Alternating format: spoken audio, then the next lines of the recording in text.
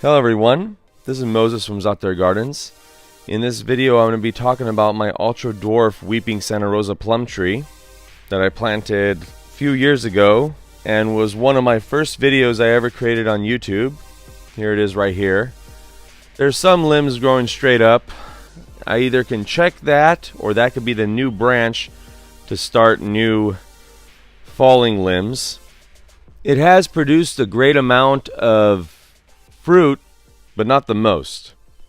It's a beautiful tree, and the reason why I planted it was because I wanted to give the blueberries and other ground covers underneath this tree a little more shade protection.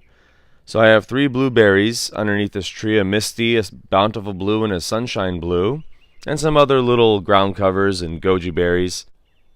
Here it is from another angle. You can see how all the limbs just drop down and some just touch the ground. That's not necessarily the best thing because ants and other insects can climb up the plant from the branch, but they're going to climb up the tree anyways. To me, it's nature. It's what the plant wants to do. If I do prune it back, no matter how high up, it's just going to fork out and make more branches. So it looks really pretty from underneath, and it's not fully grown yet. You can just see it hanging over like an umbrella. I'm glad I did choose this tree because it does produce plums, and those plums ripen a month later than my Santa Rosa.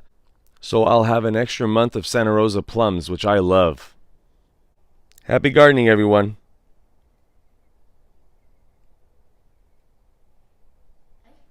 Okay, like, share, subscribe, and